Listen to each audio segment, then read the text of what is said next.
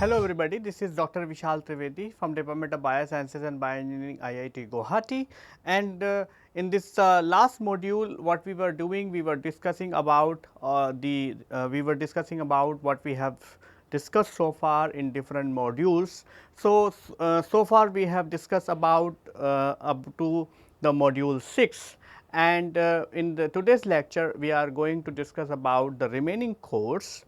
And the purpose of this revision is that it should refresh your memory, and as well as it will help you to prepare for your exam in due course.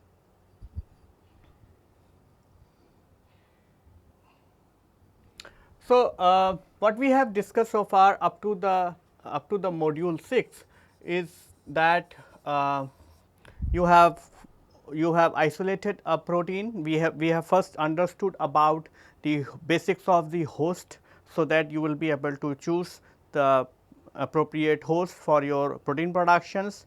Then we have discussed about the strategies, how you can isolate the different types of different genes from the different sources. Either you use the genomic library, cDNA library, or you can use the PCR as a approach to isolate your gene of your interest. Then we have also discussed about the different types of molecular tools which are available for manipulating the DNA, whether it is the restriction enzymes or DNA ligases or alkaline phosphatases, or we have also discussed about the molecular tools like linkers or the adapters. By the use of these tools, you could be able to integrate the recombinant your gene of interest into the vector of your choice. So, we have also discussed about the different types of vectors, whether it is a vector for the cloning purposes or the expression purposes. That and then we have also discussed about the different types of vector, whether the vector for we have the plasmids for the bacterial expression system, or we have the vectors for the yeast expression system, or we have the vectors for the bacteriophage expression system, insect cell line expression system, or the mammalian expression system. And in all these systems, we have also discussed about how you can have the expression in a using the constitutive promoters or the inducible promoters. And once you have the cloned and overexpress the protein into these host cells, all these procedures are coming under the purview of the upstream processes. And once your protein is present inside the overexpression inside the host cells, then you have to get this protein out or the other secondary metabolites out from the cells, and then you have to process these cells, so that you will get the purified product for your downstream applications. And that is how these processes comes under the purview of the downstream processing. So, once you have the protein or the factor what you are overexpressing in your host cells, you have two conditions. In condition number 1, it could be extracellular products or it could be a intracellular product. For extracellular products, you do not need to do anything except that you will do clarifications, and then you are going to get a crude product, which is going to have the some more contaminants, and then you can go for different types of procedures. If it is an intracellular product, then the first step is that you have to do a cell disruption, and we have discussed about different types of cell disruption, whether it is the chemical method, enzymatic method, mechanical method, or the physical method. After you done the cell disruption, you are going to get the crude product either from the extracellular product or the intracellular product. Once you got the crude product, then you are going to employ different types of fractionation techniques, whether it is the liquid solid liquid extractions or concentrations or purifications, and finally, you are going to get the purified product, which you are going to use in downstream applications. So, following the downstream processes, we have discussed many of these steps. So, we started with the cell disruption methods. So, in the cell disruption method, we discuss about the 3 different types of cell disruption methods, whether it is the physical method, chemical or the enzymatic method, or the mechanical method, and all these methods are being used depending on the type of host cells you are using, or host cells you are using for overexpression of your protein. If it is a plant cell, you are going to use one set of cell disruption methods. If it is a bacterial cell, then you are going to use a separate set of cell disruption methods, or if it is a animal cells, then you are going to use the another method of cell disruption method. In addition to that, it also depends the kind of product what you are expressing in your host cells. If the product is thermostable, then you have the different set of cell disruption methods. If it is temperature sensitive, then some of the methods may not be suitable for cell disruptions. On the other hand, when you use the cell disruption method and suppose your product is present inside the mitochondria, then you also have to see that the product should not get damaged. So, the purpose of cell disruption, all the cell disruption method is that it should disrupt the cells, it should release your product, but it should not denature or it should not damage the products. So, we studied many of the physical method. We have discussed about the thermolysis, we have discussed about the osmotic lysis, we have discussed about the sonications and so on. So, in the sonication we have given you, we have also even shown you a demo where I have taken you to my laboratory and we have shown you how to do a sonications. So, sonication is a very powerful cell disruption method, and it actually generates the sonic waves, and because the sonic waves hits the cells, it actually generates a pressure difference within the cell, and that actually lies the cells. So, you can see that you have a sonic probe. In sonic probe, you can actually put your sample into this sonic probe, and then the sonic probes are going to generate the sonic waves, and these sonic waves are actually because of the compression and decompression of your liquid very rapidly, because the sonic waves are going to hit the liquid, and that actually will cause the compression and decompression very rapidly. The bubbles are going to be formed in the liquid, and because there is a compression and decompression, there will be a change in pressure within the liquid, and that change in pressure is actually going to lyse the cells. Then we have also discussed about the mechanical methods. So, we have discussed about the high pressure homogenizer, and we have also discussed about the bead mill disruptors. So, bead mill disruptor or the high pressure homogenizers are being used in those conditions where the host cell is very sturdy. For example, you can use them for the yeast cells or you can use them for the plants, but mostly people do not use the mechanical methods for the animal cells or for the bacterial cells. So, in the typical bead mill disruptor, what you have is it could be in the vertical direction or it could be in the horizontal direction or in the vertical direction. And one of the classical example which closely resembles to the bead mill disruption is that you might have seen the cement mixer. Okay. So, it is actually exactly the similar kind of thing, and what you have seen is that it has a jacket, and within the jacket you have a shaft. On this shaft you have the propellers are being attached. So, these propellers when they moves, they actually mix the beads. So, you can add the different types of beads, and then you put the cell suspension. This is exactly what you might see when you see the cement mixer in any of the construction site. So, so the process is also same, and then this shaft is actually connected to a motor. So, you can have the flexibility of running this into the clockwise or anti-clockwise, and once it runs, actually it gives the motion to these beads, and then these beads actually runs over the cell, and when the cell passes through these beads, the beads actually creates a pressure difference, and because of that the cells are going to be disrupted. Depending on the type of cell, you can use the beads of glass, alumina, titanium, zirconium and so on, and so depending on the type of cell, you can use the beads of different sizes, you can use the different material and so on. So, once your product is coming out, whether you are producing the product into a extracellular media or whether the product is intracellular, once you have done the cell disruption method, the product is going to be present in the extracellular media, and then you will do a clarifications, and then you are going to have the clear cell lysate or clear extract of your bacterial cells or the host cells, and that actually going to contain your factors whatever you want to purify. So, subsequently to that module, we have also discussed about the different types of purification techniques, but before getting into detail of purifications, we have discussed about how the separation technique works and what is the principle behind the separation techniques.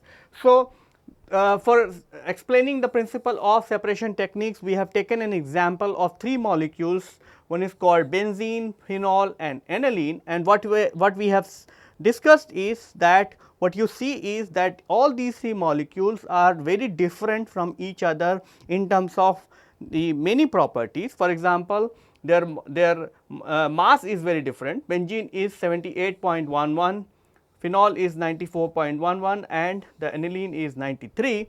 Their densities are very different, their melting point is very different and their boiling point is also very different. Apart from that, all these 3 molecules are having the different functional groups which are attached to the core benzene ring. So, if you use or if you exploit these physical chemical methods, for example, in the case of protein, it becomes even the more complex, because there you can use even the more properties associated with the biological properties as well. So, if you use the chemical methods, if chemical properties, physical properties or biological properties, you could be able to distribute the molecules between the 2 phases, and that is the basic principle of separation, which means if you have the 2 material within a small beaker or something, then what your purpose is that you do some kind of changes in this environment in such a way that one material should remain in one phase, the other material should go into the separate phase. If you could be able to achieve that, then you are actually going to achieve the purification, because in this particular phase your X molecule is going to be present, in the other phase it is Y molecule is present. And if you remember, following to this, we have also taken an example of the distillation, how the benzene is being separated from the aniline simply by the distillation, because their vapor pressure is different. So, the benzene is tend to be more so because the boiling point of benzene is only the 80 degree, whereas for the boiling point of aniline is 184. So, when we have taken an example of distillation, we have shown that the benzene is, if you heat the solution which actually contains the benzene and aniline, the benzene has a more tendency or more affinity towards the vapor phase, whereas the aniline actually wants to remain in the liquid phase. So, if you do a distillation, what will happen is the benzene will evaporate and it will be get condensed into a separate flask, whereas the aniline will remain into the original flask. So, if you repeat the distillation multiple times, you will be able to separate these kind of 2 molecules which are liquid, but they are having a difference in terms of their boiling points. Following to this, I have also discussed about how the separation works even in the case of chromatography. So, you can imagine that these are the 3 different types of molecules which you have loaded onto the column, and column is nothing but a chamber where you have the beads of different sizes or beads of the functional groups present. So, you can imagine that each block is actually one layer of beads which is present. So, what will happen is when these molecules will interact to these beads, they are actually going to distribute themselves either to the bead phase, or to the solvent phase. So, the molecule which will remain toward the solvent phase, it will be keep migrating towards the lower side, whereas the molecule which will have the more affinity for the beads is going to immobilize onto the first layer. So, if you load these molecules, the molecule will distribute whether they want to remain with the bead fraction or whether they want to remain with the liquid fraction. So, if they want to remain with the bead fraction, they will go and bind to the first layer. If they want to remain with the liquid phase, they will go and bind, they will remain in the liquid until they will find the place where they will like the bead fraction, and that is how what will happen at the end is that some molecules are going to be immobilized here, some molecules are going to be immobilized into the second layer or third layer, and some molecules are going to be immobilized into another layer, and that actually going to happen because they have the different affinities for these beads. And when you will do the, when you will change the conditions, this molecule is going to be eluted first, this molecule is going to be eluted second, and this molecule is going to be eluted separate, and that is how you are going to have the 3 individual peaks which is corresponding to these molecules which are present, which are being immobilized onto the beads, but at different positions, and that is how you are going to achieve the purification of X, Y and Z, and that is what we have discussed in detail when we were taking about, when we were taking up the how the distribution phenomena is working within the chromatography. Following to this, we have also discussed about the different types of chromatography systems. So, we started very simple with the solvents reservoirs. So, for a typical chromatography system, you need, these are the following components. You need the solvent reservoirs, which means you need to have the reservoir for A pump, you need a reservoir for B pump, then these are the 2 reservoirs are going to be connected to a pump, and the pump, either it will be 1 pump or 2 pump, are going to be present onto the purification system depending on the kind of cost you are going to invest into this purification system, the kind of purification you require from these systems or the sensitivity. And the pressure of these pumps are also going to vary, whether you are looking for, whether you would like to perform the chromatography of a low pressure chromatography, middle pressure chromatography or the high pressure chromatography. So, depending on that requirement, the pumps are going to be of different types. Then next to the pump, you are going to have the mixture, which is actually going to mix these 2 components, so that you will be able to make a gradient between A and B. Either it will be the linear upward gradient or the downward gradient, which means either you will increase the concentration of the B or you will decrease the concentration of the B. And in many of the chromatography techniques, both are these procedures are being followed. Following to this mixture, you are going to have the sample injection port. Through this sample injection port, you are going to inject your crude mixture.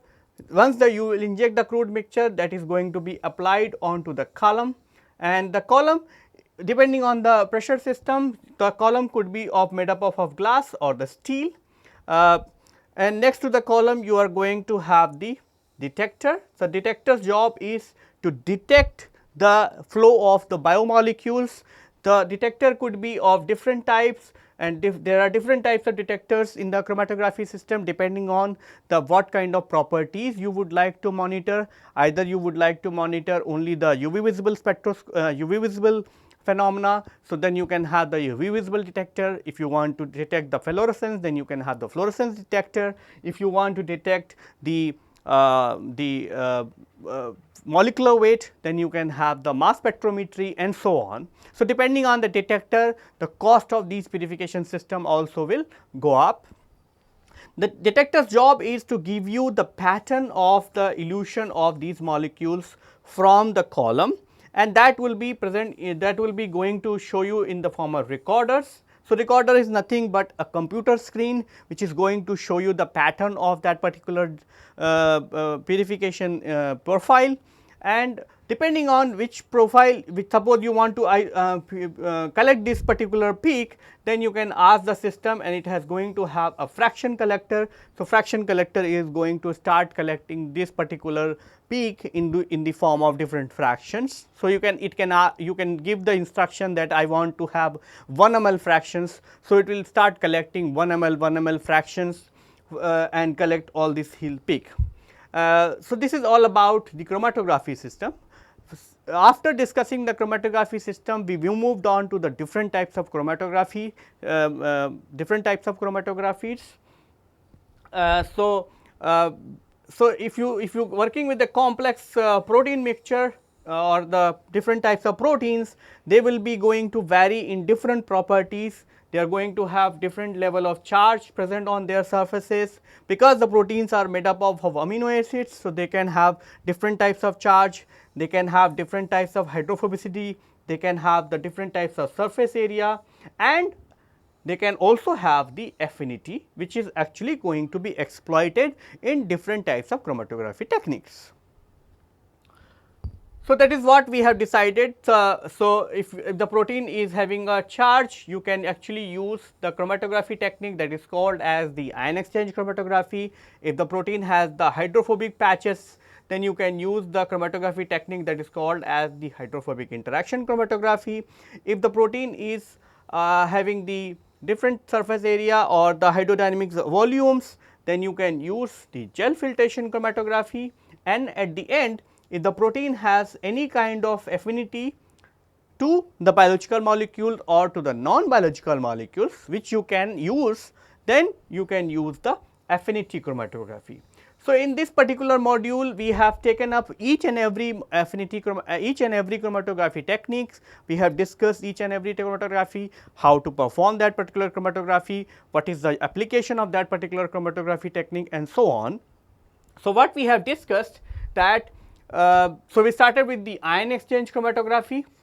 So, in the ion exchange chromatography, we took a simple example that suppose you have a mixture of the 4 proteins containing a charge of M0, M2 minus, M plus and M minus, and suppose you have used a matrix which is positively charged. So, what will happen is all these 4 molecules, when you inject the matrix, what will happen is M2 minus will going to bind to the first layer, whereas M minus is going to bind to a lower level, whereas M plus will not going to bind, because already the matrix is also positively charged, whereas the M0, which is does not contain any charge, is not going to bind to this particular matrix.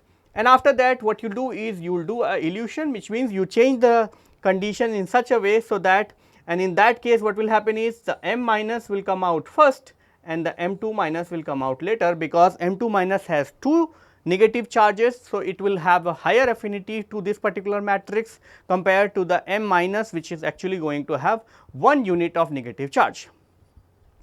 So, ion exchange chromatography can be of 2 types, and whether it is a cation exchange chromatography or to the anion exchange chromatography. Now, for the cation exchange chromatography, what you are going to have, you have a matrix, you have a negatively charged functional group, onto that it has the sodium immobilized, which is positively charged. So, what will happen is you have to keep all the positively charged protein are going to replace the sodium, and in that process the protein is going to bind to this particular beads, and then what you do is you supply the very high concentration of sodium or different concentration of sodium, and as a result what will happen is the protein is going to be eluted from the matrix, and ultimately the sodium will go and bind to the this functional group which is present on the beads. So, that is the cation exchange chromatography, whereas in the anion exchange chromatography, the bead is going to have a functional group which is actually positively charged, and it is going to have the a chloride as an immobilized ion, and what will happen is that your protein is going to be exchanged with this chloride, and as a result the protein is going to bind to the matrix, and when you will do the elution with the help of the chloride ions, the chloride ion are going to elute the analyte from the column, and ultimately the chloride ion will again bind. So, in this, why the ion exchange chromatography is called as ion exchange? Because you are either using the cation as a exchanger or the anion as an exchanger, and that is why the protein either it is positively charged or the negatively charged can be purified using the ion exchange chromatography. If you remember, when we were discussing about ion exchange chromatography, we have also discussed about the isoelectric point and how the isoelectric point and the running buffer conditions could be modulated to run cation exchange or the anion exchange chromatography simultaneously for a single protein. Then we moved on to discuss about the hydrophobic interaction chromatography. Hydrophobic interaction chromatography exploits the presence of the hydrophobic patches, which are actually going to be formed when the protein is actually folding. So, when you can imagine that it has a hydrophobic patch, and when the protein folds, it actually keeps all these hydrophobic patches into the interior core, whereas outside it is actually hydrophilic. So, the question is how you can actually get the hydrophobic patches out of the protein, so that you will be able to exploit these into the purification. So, what happen is that if you expose the protein to a small amount of salt, that actually removes the water molecules which are present into the hydration shells, and because of that it actually increases the more space for a protein to get solubilized, and as a result it actually increases its protein solubility, and that effect is called as the salting in effect. But if you increase the salt beyond that point, then it starts removing the water which is actually protecting the hydrophobic patches which is present into the protein, and as a result the hydrophobic patches which are present onto the protein are also going to be exposed partially or fully, and then in these conditions you can be able to use the hydrophobic interaction chromatography, because now the hydrophobic patches are exposed and you can use a matrix which is actually having the hydrophobic groups attached to it, and then it will actually going to bind. And how you going to elute? You actually going to bring the hydration shell back, and once you bring the hydration shell back, the interaction between this matrix and the functional group is going to be broken down. So, this is what is exactly happened. Most of the HIC matrix are going to have a functional group, mostly the aromatic functional group such as benzene or phenyl group, and these phenyl groups are going to have a very high strong interaction affinity for these hydrophobic groups which are present onto the protein, but the protein will not bind until you creep the high salt concentrations. So, in the high salt concentration, this functional group is going to interact with the hydrophobic patches which are present onto the protein, and once it bounds, then you wash and then you elute with a low salt solution, and once you change the condition to the low salt, the hydrophobic patches are again going to be masked by the water molecules, and that is how it is actually going to break the interaction between the matrix functional group as well as the aromatic hydrophobic patches present onto the protein. So, if you remember, I was telling you that the gradient mixture is actually allowing you to make a upward gradient, which means increase in B as well as in decrease in B. So, this is a classical example where you actually are going to reduce the salt concentration, which means you are actually going to load the protein in the condition of 100% B, and then you are going to reduce the B in such a way so that it is actually going to elute the protein from the column, whereas exactly the reverse you will do when you are going to have the ion exchange chromatography.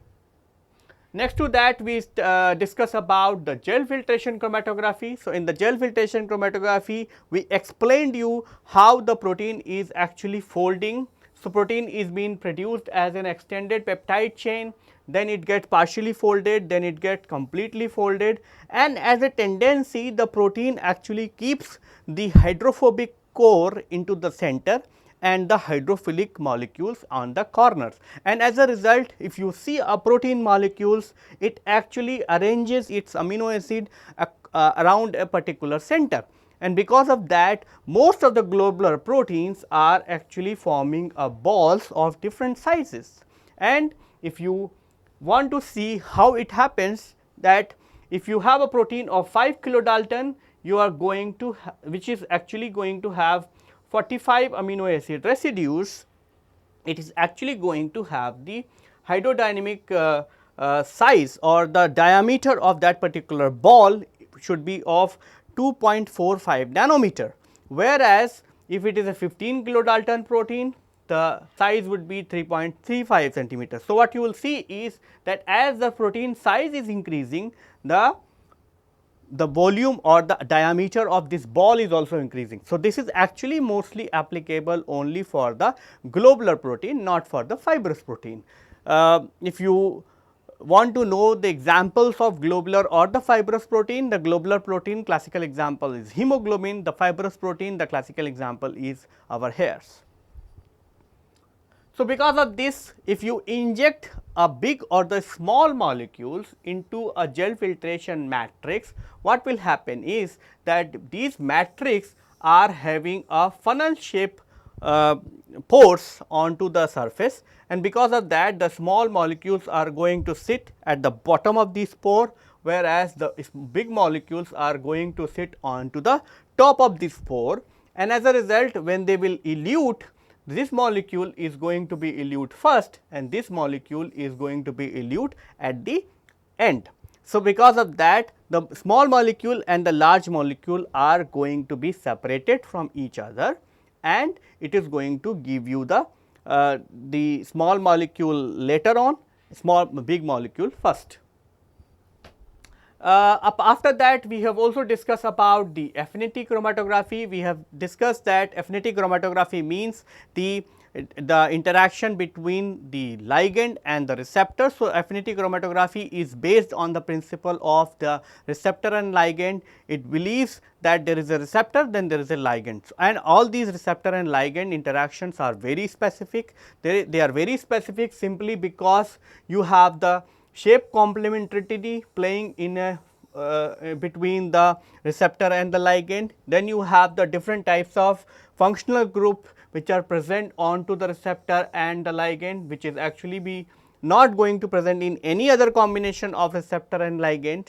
So, suppose you have a receptor for insulin, then it is insulin actually going to satisfy all these interactions, whether it is the salt bridge interactions, hydrogen bond interaction, van der Waals, pipa interactions. All these interactions are going to be met by the cognate ligand, not by the any other ligand, and because of that the receptor and the ligand are going to be very specific. So, exactly what is this? So, you have an option of immobilizing either the ligand or the receptor. So, if you immobilize the ligand, suppose this is a receptor. So, this is an enzyme which has an affinity for this particular ligand.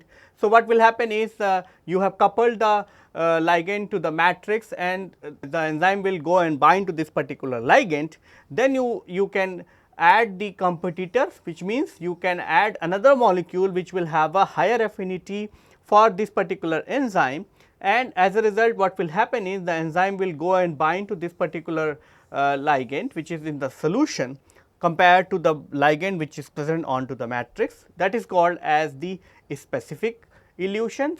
But if you want to do a non-specific elution, then you can actually play with the interactions which are playing crucial role in making the interaction between this ligand and the receptor, and you can change the pH or you can increase the kinetic strength, and ultimately either you use the specific affinity elutions or you will use the non-specific elutions, you are going to get the purified enzyme. We have discussed different types of chromatography, different types of affinity chromatography. We have also discussed how you can be able to produce the receptor or the ligand. We have also discussed about that how you can produce the antibodies and how you can purify the antibodies utilizing the same affinity chromatography technique only. And then we have taken couple of examples of bioaffinity chromatography, we have taken pseudo affinity chromatography examples and so on.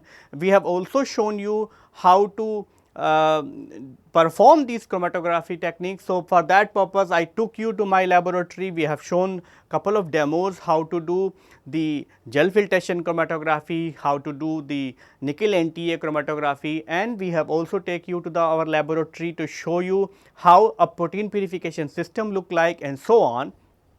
So, in this is a classical examples of bioaffinity chromatography, where we have taken an example of GST GSH complex, and where the GST is the receptor and the GSH is the substrate. So, in this case we are taking an example of the enzyme substrate as a pair instead of the receptor and ligand, and you can have the you couple the GST to your recombinant protein, and that is how you can be able to use this particular bioaffinity chromatography to purify the protein of your interest.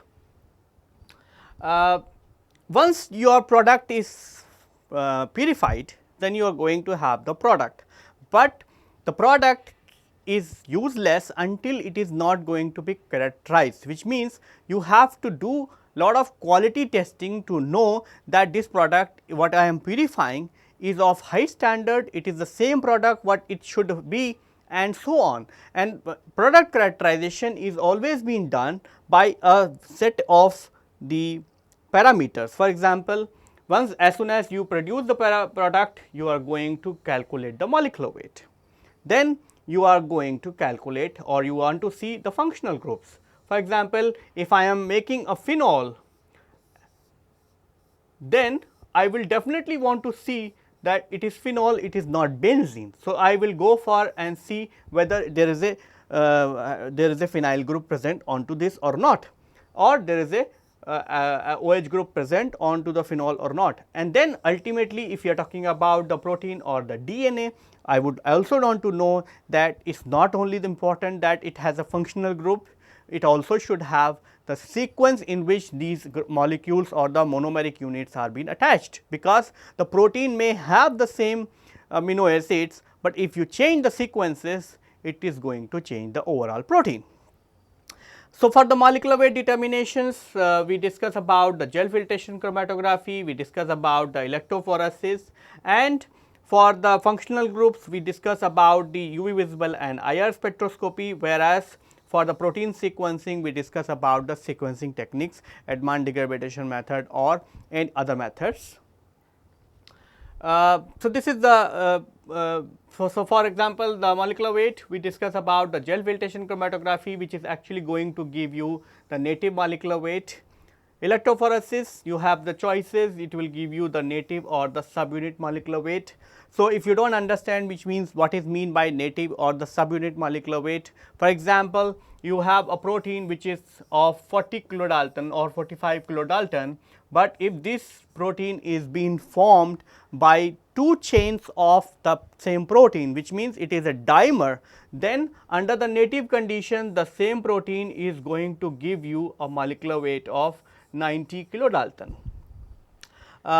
Then the mass spectrometry, that actually will give you the native or the subunit molecular weight depending on the type of ionization source you will use.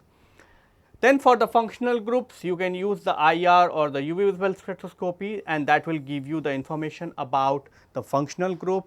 It will tell you the whether this particular molecule has the characteristic absorption spectra or not, because that characteristic absorption spectra only will come when the molecule will have the sequence of molecules or sequence attached, or the different monomeric amino acids being attached in a particular sequence.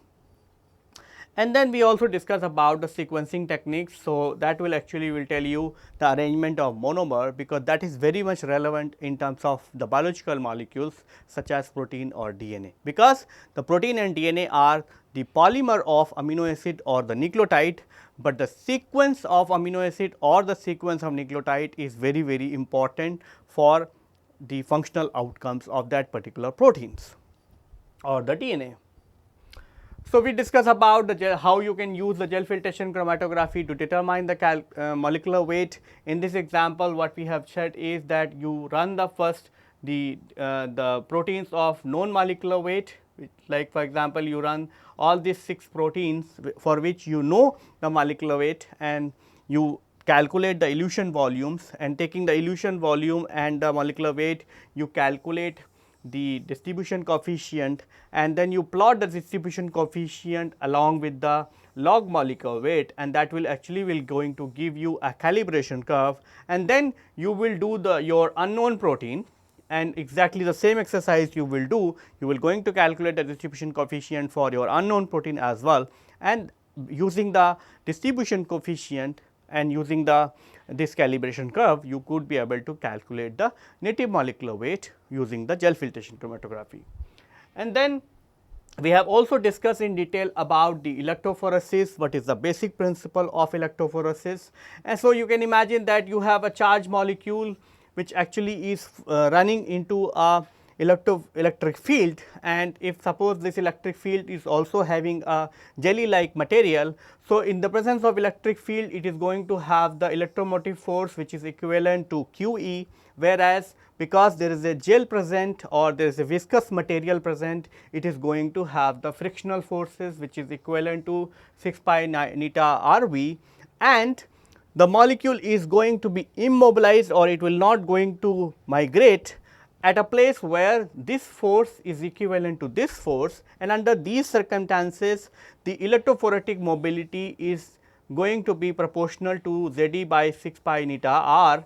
And if you see that this particular value is constant, which means the relative electrophoretic mobility is directly proportional to the charge and inversely proportional to the mass. So, using this particular type of equation, you can be able to design the electrophoresis in two different modes.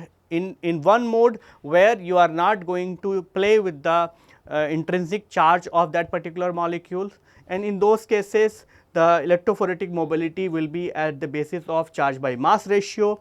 But if you keep the charge constant, then the electrophoretic mobility will be inversely proportional to the mass of the charge, which means if you are going to run the protein under the presence of the SDS, which is actually going to make the charges equivalent, the small molecule is going to run faster, the large molecule is going to run slower. Apart from that, we also discuss about many types of technical details. For example, why you need a stacking gel, why you need a resolving gel, what is the purpose of different reagents in the stacking gels, and why you keep the pH of the 6.8 when you are running a stacking gel, and so on. And we have given you a very in depth and detailed demo how to perform the electrophoresis techniques. While we took you to our laboratory where we have shown how to cast the gels, how to resolve the samples, how to prepare the samples, how to stain it and how to de-stain, and then afterwards we have also discussed about the image analysis as well. So, then we discuss about different types of stain which you can use. So, you can use the Commercial Blue R250 or all other stains, and they are the purpose of these stains are very different, and depending on the type of application you would like to explore, you can use any of these stains. So, this is just a classical example of what will happen if you stain a gel with the Commercial Blue. It is going to be a black sheet, but once you done with the de-staining step, what will happen is the dye is going to be removed from all those places where the protein is not present, and as a result you are going to get a very nice contrast, and as a result you are going to see a protein bands onto the SDS page. So, then we also discuss about different types of in-depth analysis of image analysis using different softwares and as well. And the point what we have covered while we were discussing about the image analysis is that how you can use the image analysis to calculate the molecular weight of the unknown proteins. So, what for that what you are going to do is you are going to run a molecular weight marker where you are going to know the molecular weight of these proteins, or you will run the known molecular weight proteins.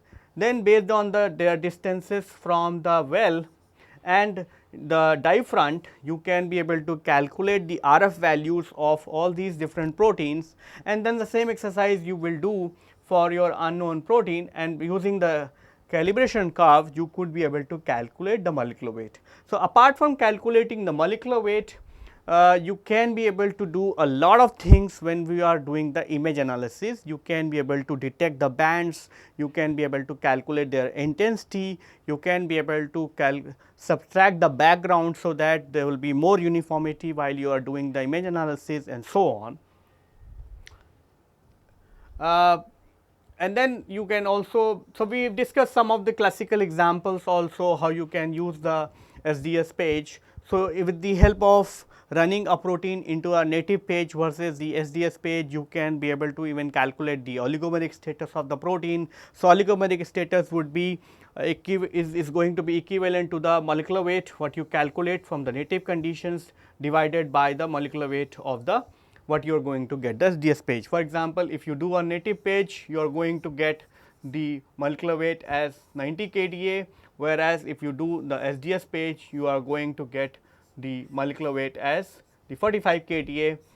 That means your oligomeric status is 2, which means it is a homomeric dimer, which means the similar kind of units are coming together and it will giving you the dimers.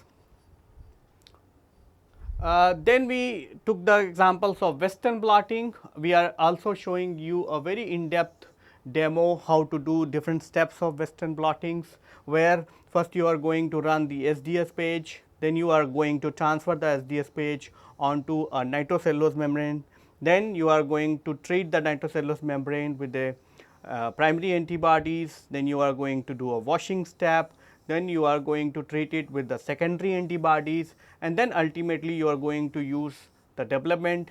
You can do a development with the help of the enzyme substrates such as DAB, or you can actually use the chemiluminescent substrates. Both are these methods we have discussed while we were showing you the demo.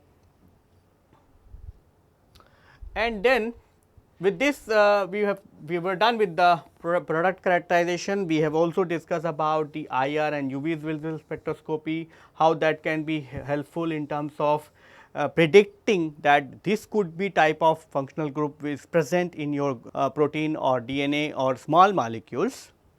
After this, we discuss about the sequencing techniques. So, in a typical sequencing technique, what you are doing is you are actually cleaving the proteins with the help of trypsin. First, you are removing the disulfide bonds, then you are cleaving the protein with the trypsin, and you know where the trypsin is actually cutting.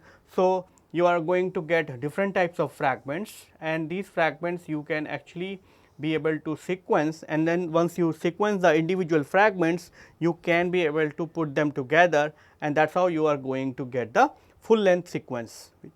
So, you can put like T2, T1, T4 and T3 as per its overlapping sequences, taking the overlapping sequences into the consideration, and that is how it is going to give you the sequence of the full length protein.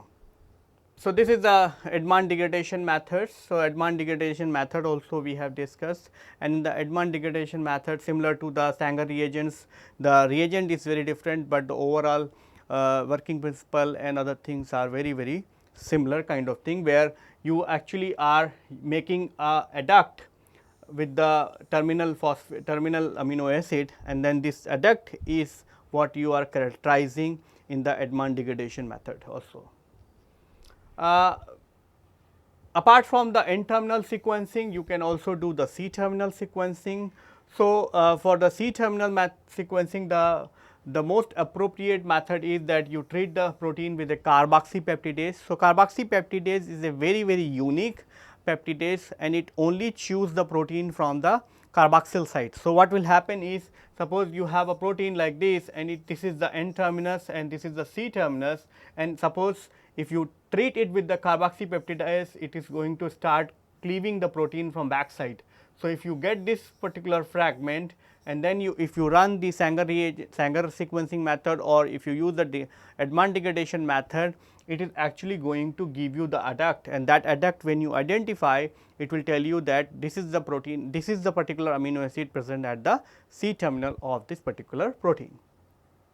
With the help of the mass spec and all those kind of high end techniques, and with the overlapping amino acid stretches, you can be able to put these fragments into the into a proper order, and that is how you are going to get the full length sequence.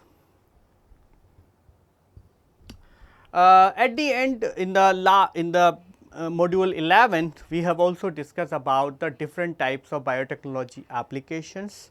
So, we have discussed the application of biotechnology in agriculture, we have discussed the application in the pisciculture, we have discussed about the application of biotechnology in the case of medical field, and then we have also discussed about the applications of biotechnology in the generating the genetically modified organisms and so on. So, in general what we have tried is that we have tried to give you a glimpse of the applications of biotechnology in separate fields. That does not mean that these are the only applications of biotechnology.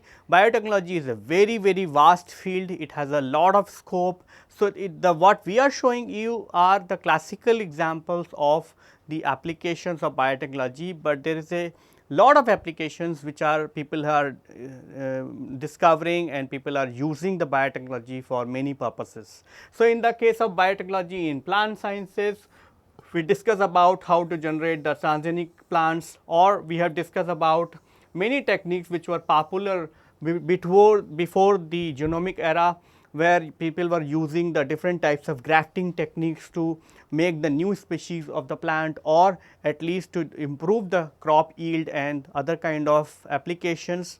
But once the genomic era started, then people were started developing the insect control or insect resistant plant.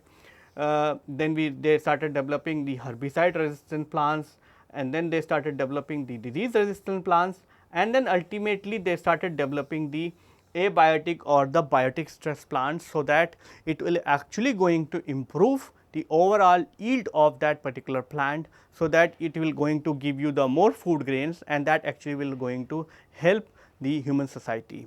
And at the in this context also we have discussed about the plant tissue culture as well. So, while we were discussing about the plant tissue culture, we took you to our laboratory. We started with the plotted plant, how to select the X plant, how to do the surface sterilization of the X plant, how you inoculate the X plant, and then once the callus is being formed, we have shown you how to you can change the media components, and that actually will allow the root and shoot formations, and then ultimately we have shown you how to do the acclimatization as well as the hardening steps, so that you will be able to develop these plantlets into a fully grown tree, and or the plantlets which are actually going to have the applications in the fields.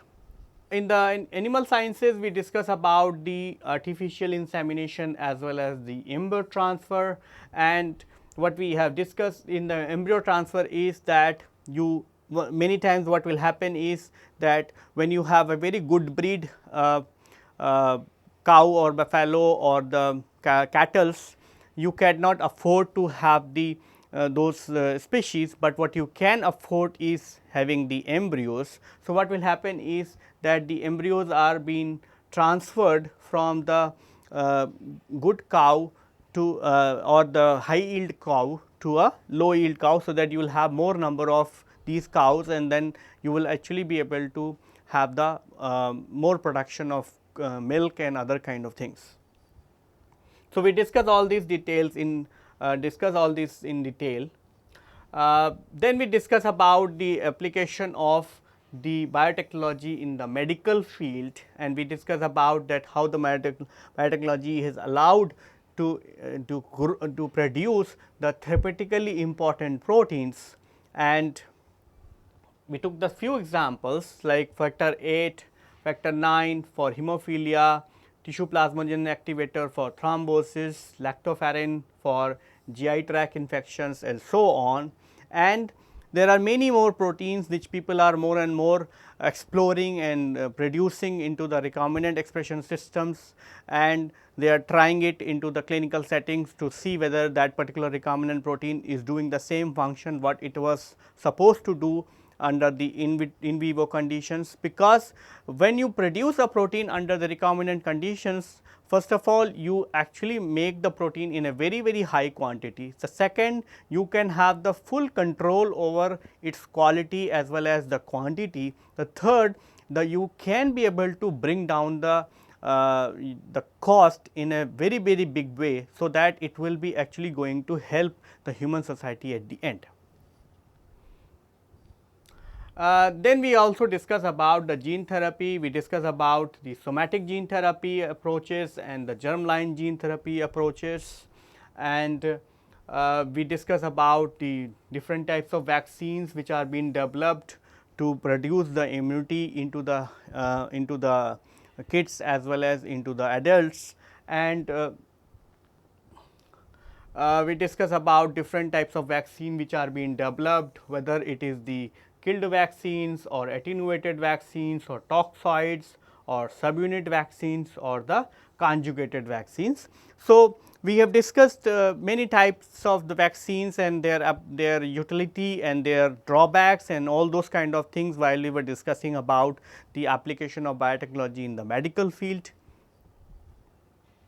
And then we moved on to the pisciculture. In the pisciculture, we took the example of how the biotechnology is helping in getting the improvement in the ornamental fishes versus the edible fishes.